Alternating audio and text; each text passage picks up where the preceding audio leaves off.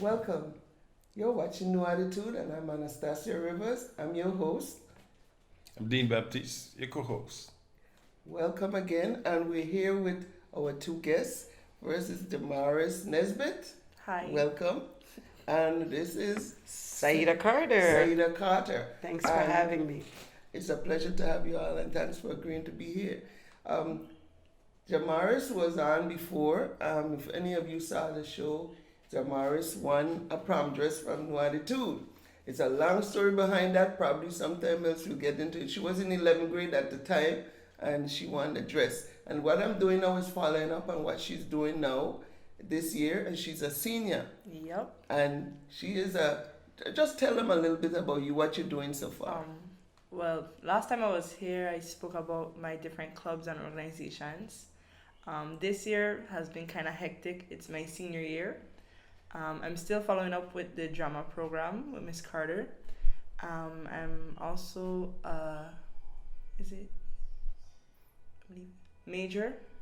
cadet major Nesbith. I'm still the public relations officer, and it's been good so far. Yes, and you had your class night recently, and you got your prom coming up, and then graduation. Yep. But we mainly here to talk about her trip to New York, where she and Miss Carter went with other dramas. What is? It's the art club and a few students from the drama club. Okay, good. So, Dean, they went off to New York. So, I'm wondering if you have anything you'd like to ask them. Well, New York is a place to go. If you're going to go somewhere, New York is a good place. New York. Yeah. If you can make it there, you can make it anywhere. Yeah. So, with the experience you had in New York was like what? Well, first off, never wear heels in New York. That is a lesson I will forever remember. It was really exciting. I got to see a lot of things that I don't normally see on the island. Got to eat a lot of food I don't normally eat on the island. I gained a few pounds. So were you wearing your sneakers? Do you realize you had to wear sneakers? I only walked with one pair of sneakers, which I regretted. But after the heel situation, I was like, sneakers it is. That's it. Yeah. It was a great experience. Myself and Miss Danica David, who's the current art teacher at the complex, have been putting out a cultural contributors calendar. Okay. So the way we've worked together is her art students have created a collage of notable Virgin Islanders, and then my drama students have interviewed the person and then done a write-up. So after doing that and earning money from that, we were like, how can we just like blow our whole bank account? So we contacted students who had been working on the calendar, and we invited them on a cultural arts trip to New York. We did some car washes. We, did the usual customary begging of businesses. Well, it paid off. Yeah, and it was great. 9 students were able to travel, and we went to the Guggenheim, we went to the Whitney, we went to the Brooklyn Museum of Art. It was, the only crazy thing is it was unseasonably cold the week we were there. I saw some of the pictures you all sent with all these bottles. I said, what they doing with those stuff around this time of the year? So I told them, I said, listen, when I planned this trip with Miss David, she was looking to me because I had taught and lived in New York for 15 years. And I was like, oh no, mid-May, they'll need a jacket, maybe a few long sleeve. But it was unseasonably cold due to global warming.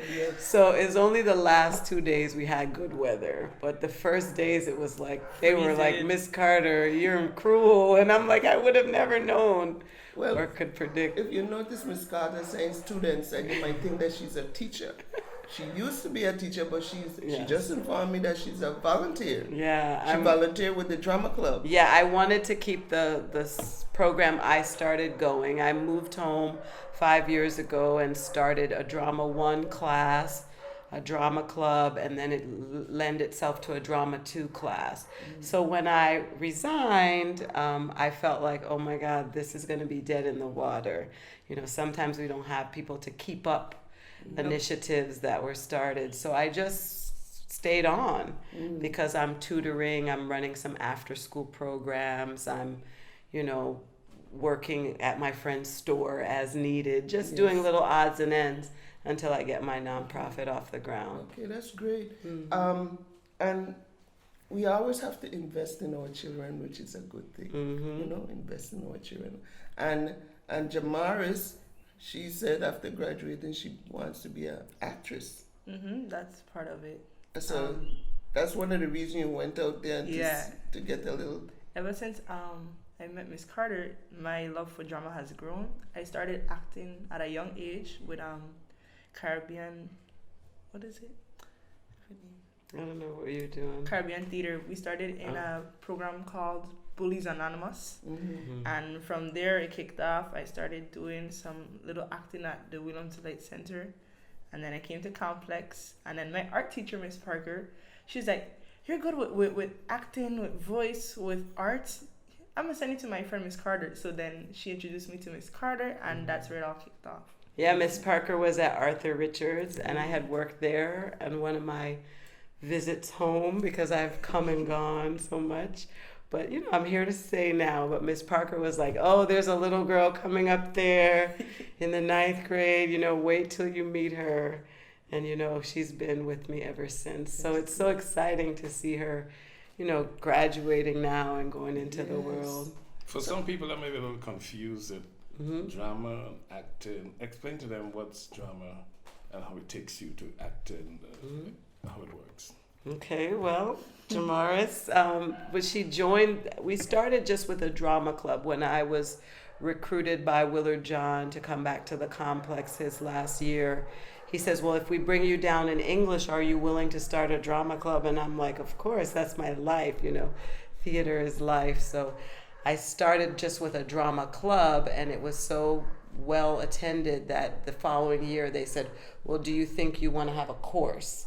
So I taught some acting fundamentals, paying attention to your body, your breath, your movement, and we started reading. I mean, we read sometimes more plays in our drama class than novels were being read in the English class, because I really want the theater aspect to encompass the good reading and writing, because wherever you can stick in reading and writing is essential.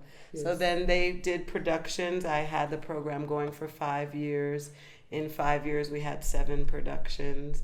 Jamaris was a part of, you know, all of the ones for her time there at Complex. So stuff they wrote, tributes to historical figures in the arts, as well as some straight plays. Like we did a takeoff from Cinderella one year called The Ash Girl.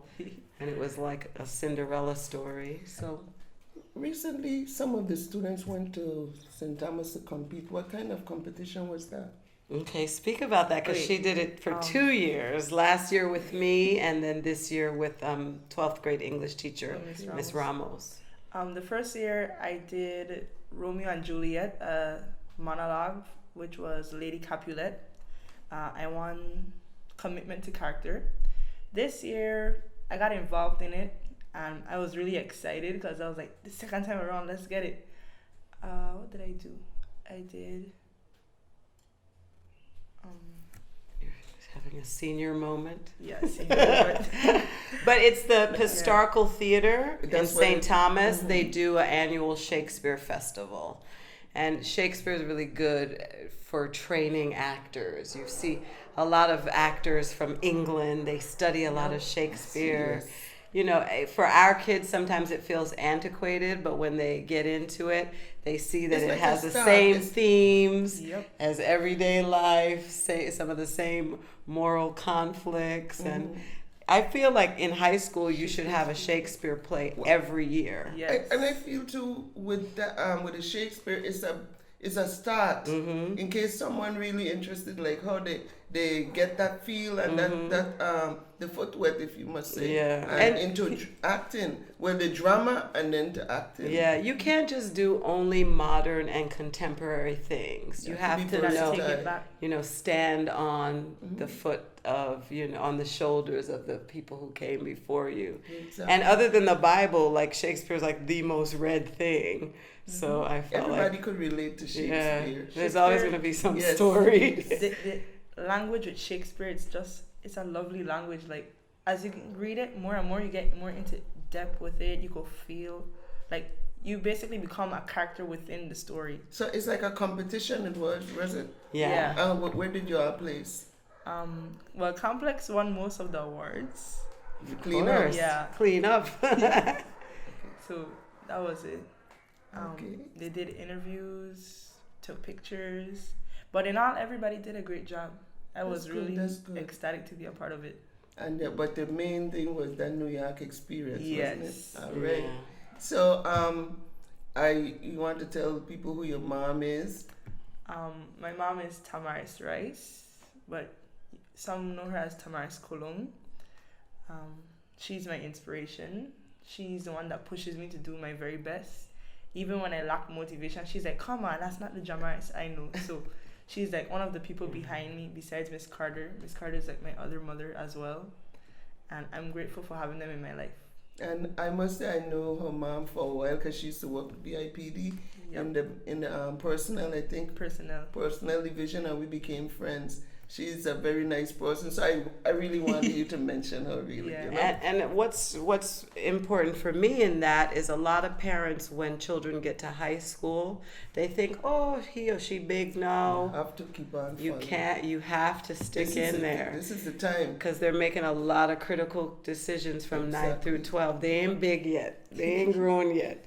And, sometimes I've actually had to pull Jamaris up and say, maybe you have too many activities, maybe you need to slow down on some things. That's a good note to leave with the parents and to let them keep involved. Even when a child make 18, that's just a line between 18 and 17. Don't just throw them out there. You're a woman now, you're a man now. I was talking to my mom today about some issues, and I'm 48. Yes. So it's good to have and I must mention her dad is Mario Moorhead, the yes. person who raised me, made me a radical. I can't keep a government job and keep my mouth shut. No, I'm just kidding. But it was a great person to be raised by in terms of grabbing a great social consciousness.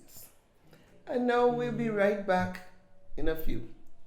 Saturday, July 27, 2019, starting at 2 p.m. It's the first annual Lamonique Various Mixed Scratch Bowling Tournament. It will be at Tropical 10 Pin, the Bowling Center, Bar, Restaurant and Lounge. Great prizes for the top female bowlers. Registration fee, $50. Include t-shirt, light snack, drinks on sale. Register on or before July 17, 2019. Contact Vern or Stacy 340-643-1583 to register or sponsor. Proceeds will benefit the St. Croix Junior Bowlers and New Attitude Parents and Teen Workshop. Cash prizes: first prize $800, second prize $500, third prize $300, fourth prize $100, fifth prize $50. It's the first annual Lamonique Various Scratch Bowling Tournament. It's gonna be on Saturday, July 27, 2019.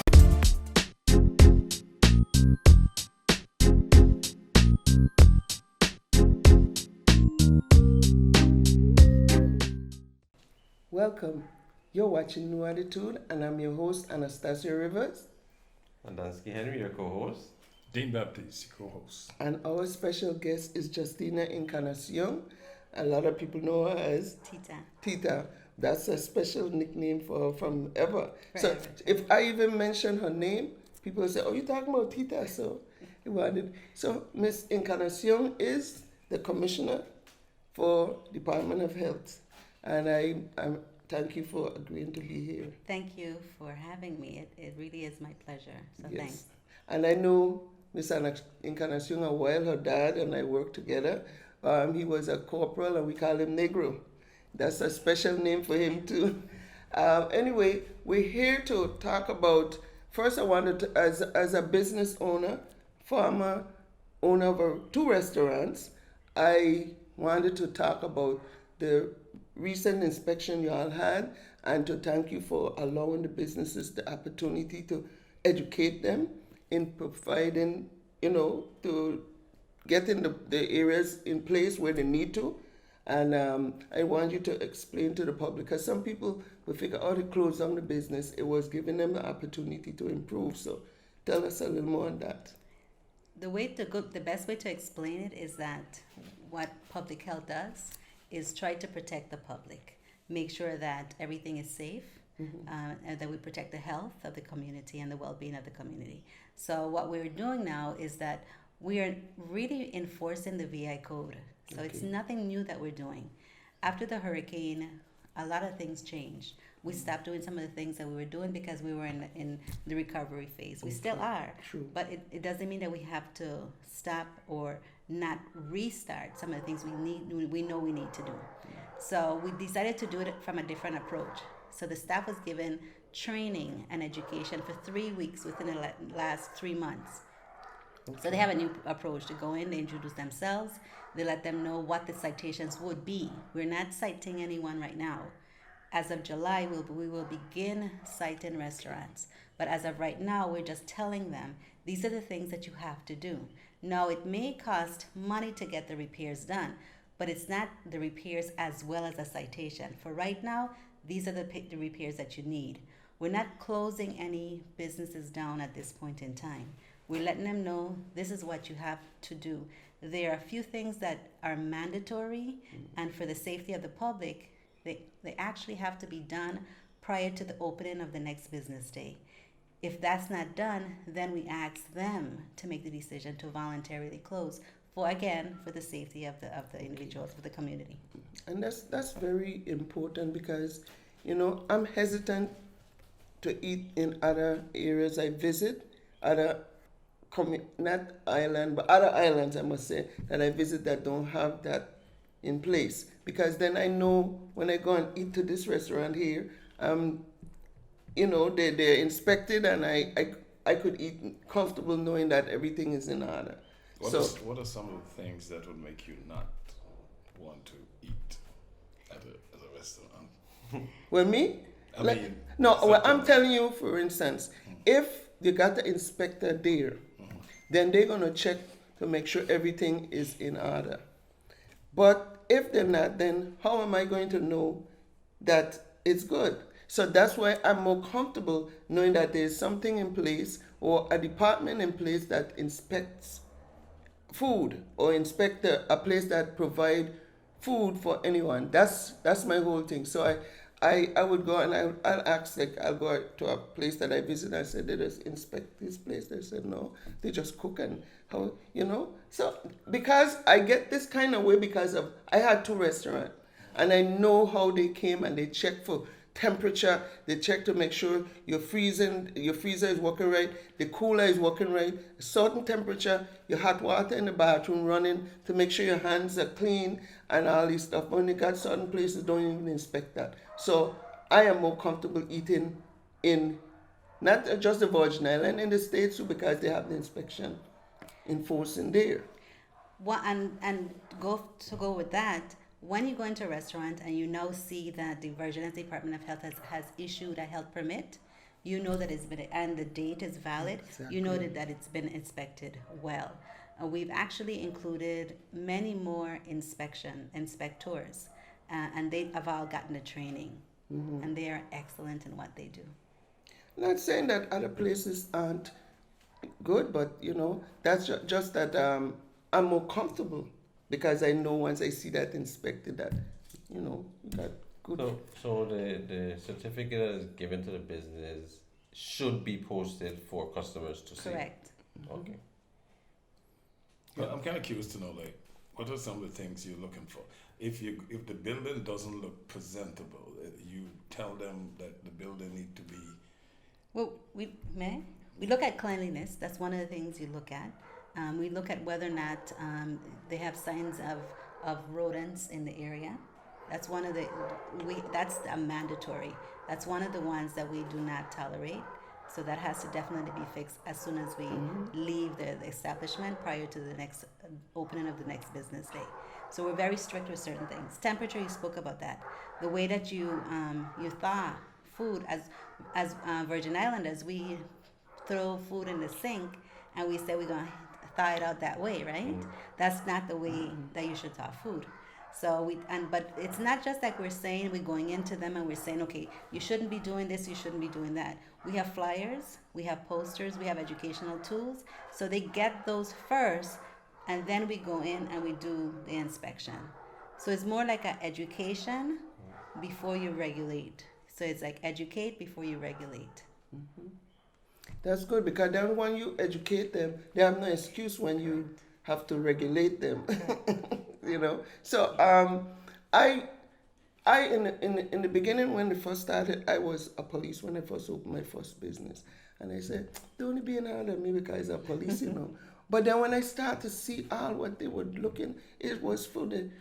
It made me be more aware of even how I handle my food at home, you know. So even how I defrosting my food, I wasn't doing it the right way. So it showed me, and I even label, like if I want to freeze something, I label the date that I put it in there after it was cooked. So I know after this certain time, I'm not going to use it again because it was so much old. So it's a lot of things you could learn from just having a business and how to operate it at home. And whenever they go into an inspection, they have a checklist. So they're not using, okay, I don't like this owner, or a personality issue in reference to what they're doing. Everyone follows the same checklist. Okay. So at the end of it, and they usually go 2 by 2 versus going by themselves. So at the end of the checklist, they sit with the owners and let them know what's going on, and then they let them know what they need to do to continue to open, or let them know you did a great job. You don't have to do anything right now.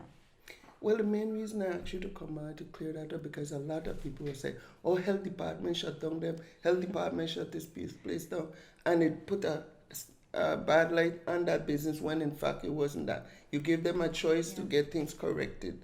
So then now when they get it corrected and you see them open up now, and with that sticker there, they're official. Right, and then we give them a date when we will, around that time they will come back. So it's not like we just give them permit and we forget about them. They're on a schedule so that we go back in and we make sure that they're in compliance with what they're supposed to be in compliance with. So is there a time frame between the education and the regulation that you go back and check? Like after you educate them, what's the time frame that you give them to, get everything to? There are 2 time frames, because if you go in and you see a lot of areas that need to be improved, then you have to go back the next day prior to them opening.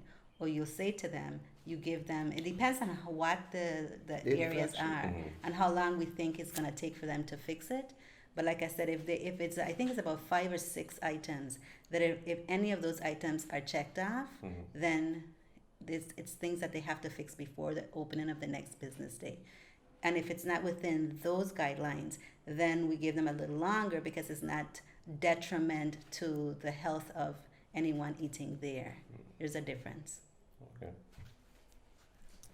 Okay, we'll be right back with Miss Encarnacion. We're going to discuss the mental health in the same department that she's in, and also it's Mental Health Month and also EMS Month, correct? EMS Week. EMS Week and Mental Health Month. So we're going to cover both areas, and we'll be right back. Saturday, July 27, 2019, starting at 2 p.m. is the first annual Lamonique Various Mixed Scratch Bowling Tournament. It will be at Tropical 10 Pin, the Bowling Center, Bar, Restaurant and Lounge. Great prizes for the top female bowlers. Registration fee, $50. Include t-shirt, light snack, drinks on sale. Register on or before July 17, 2019. Contact Vern or or Stacy. 340-643-1583 to register or sponsor. Proceeds will benefit the St. Croix Junior Bowlers and New Attitude Parents and Teen Workshop. Cash prizes: first prize $800, second prize $500, third prize $300, fourth prize $100, fifth prize $50. It's the first annual Lamonique Burial Scratch Bowling Tournament. It's gonna be on Saturday, July 27, 2019.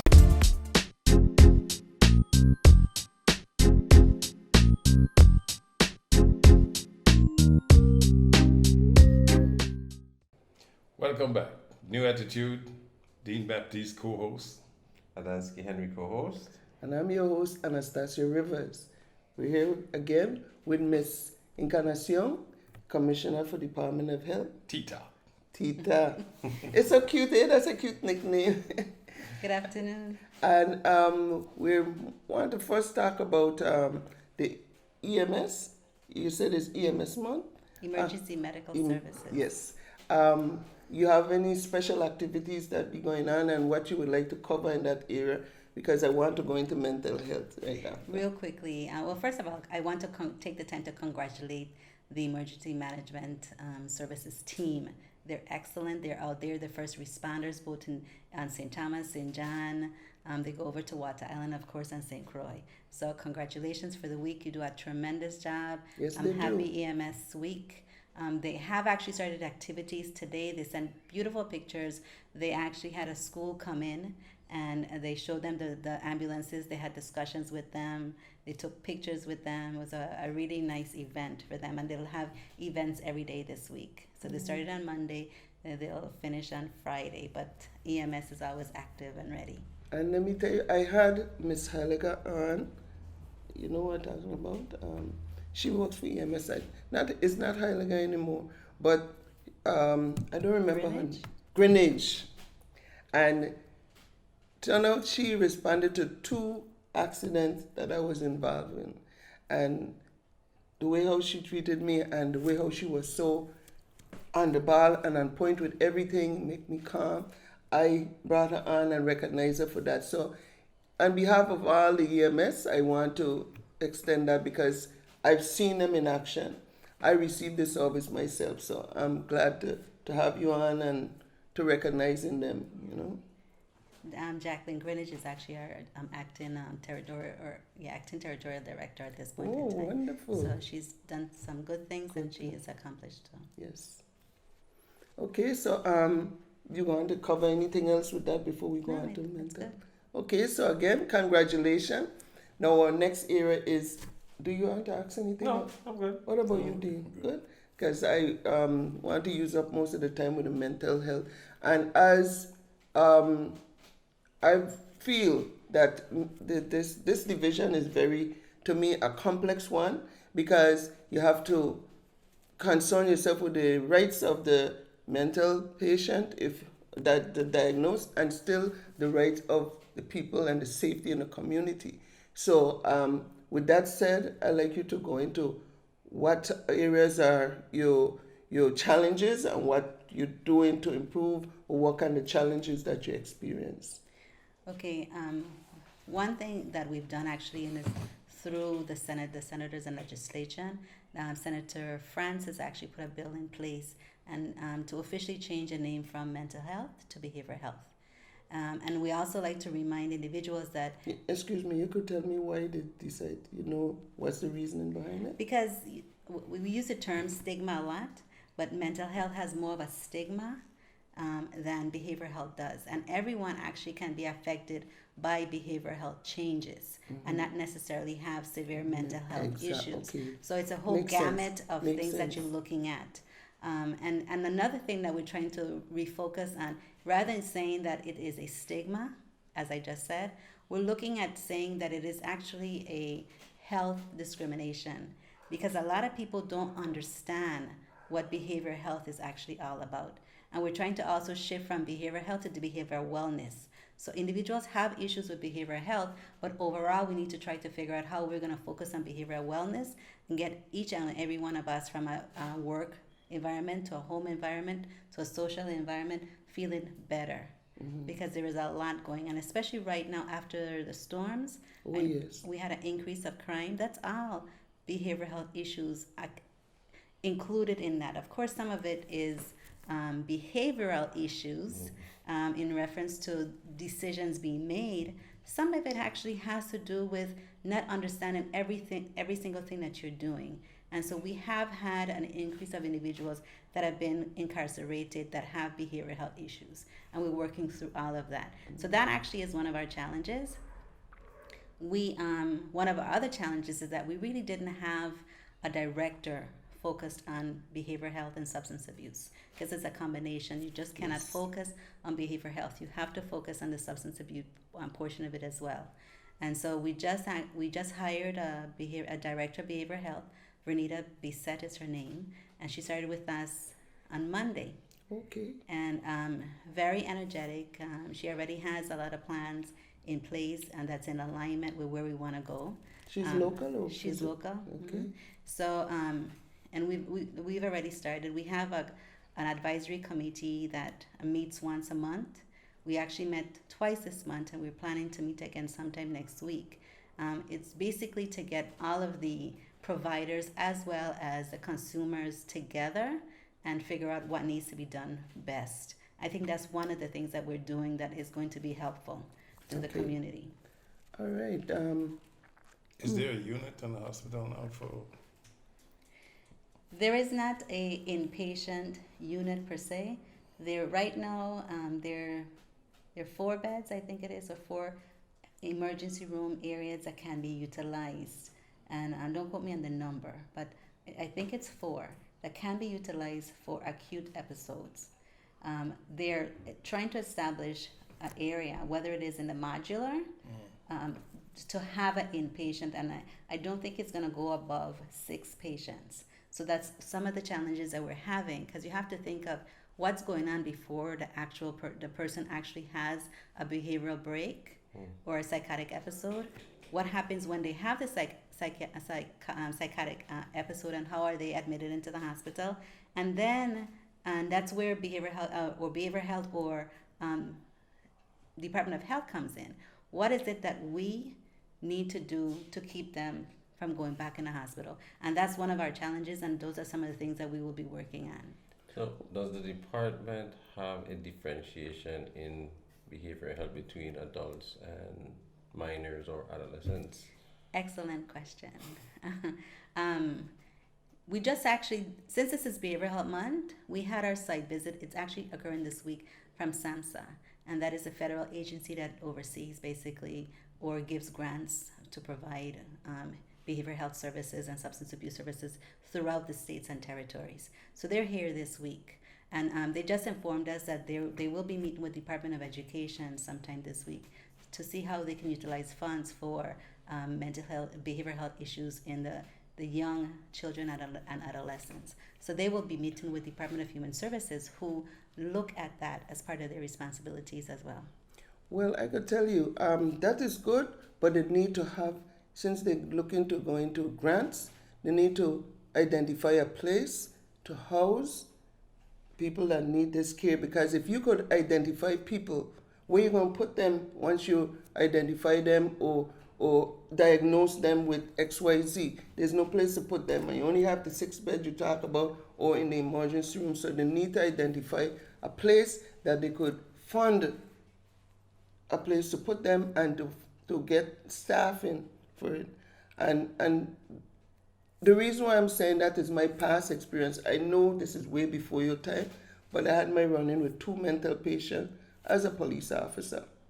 The first one, I ended up having to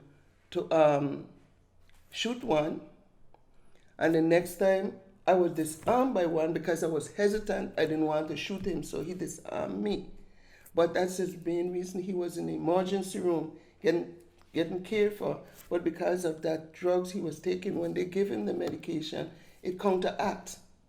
And he was violent. He disrobed himself, and I couldn't grip him. So he was sweating and sliding from me, and he disarmed me.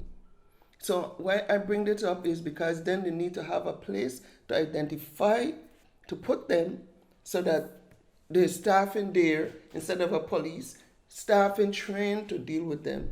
So we're trying to do a few things. We're collaborating with the Virgin Islands Police Department to improve the training that's done, not just to VIPD, but also I know that Ms. Williams from the CEO of the hospital is working on a crisis intervention program, and that will actually bring a team together as a first response for patients with psychological or psychiatric breaks.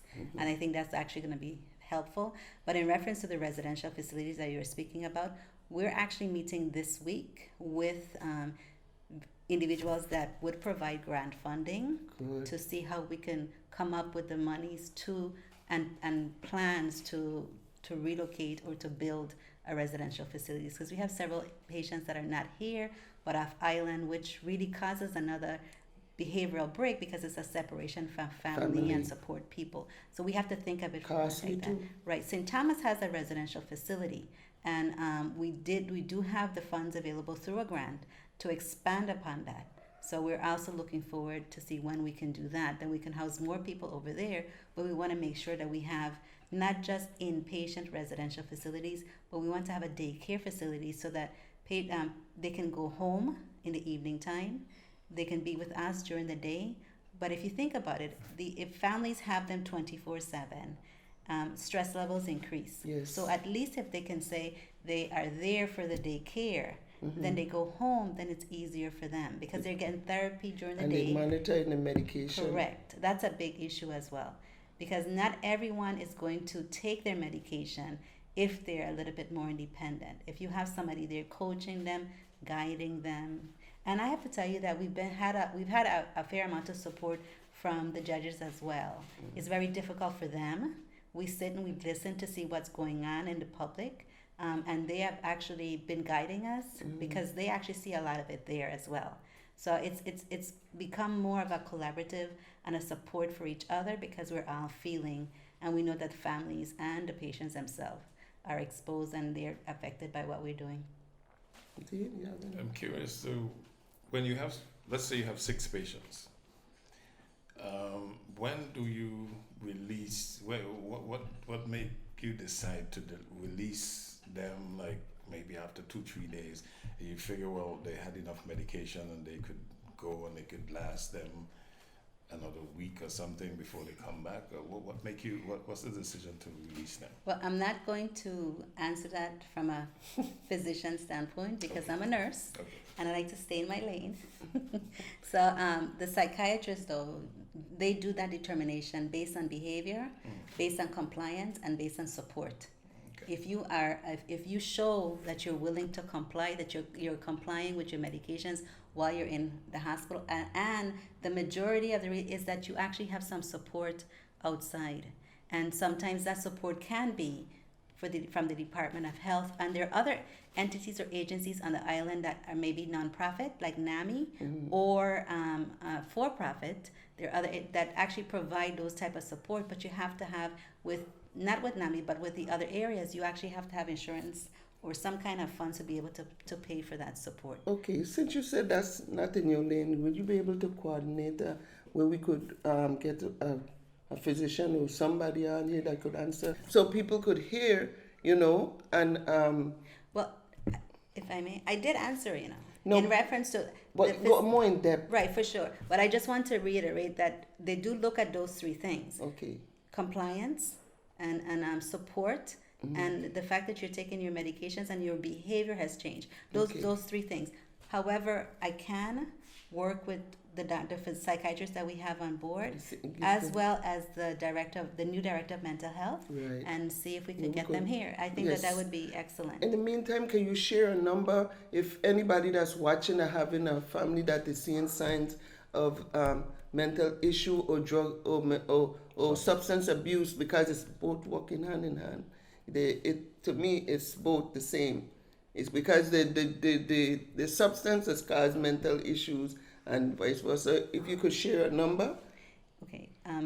Just to clarify, some individuals have behavioral health issues that are not affected by substance abuse. Okay. And there's some that are affected by substance abuse, Okay. which sometimes can be classified as a behavioral health issue as well. And then there's some that have both. Right. So just to So you clarify. see, use the nurse and use the expert in the area. So I thank you for correcting me. You know. So again, can you share that number? I'll give you the Charles Howard number for now. It's 718 1311, and St. Thomas is 774-0400.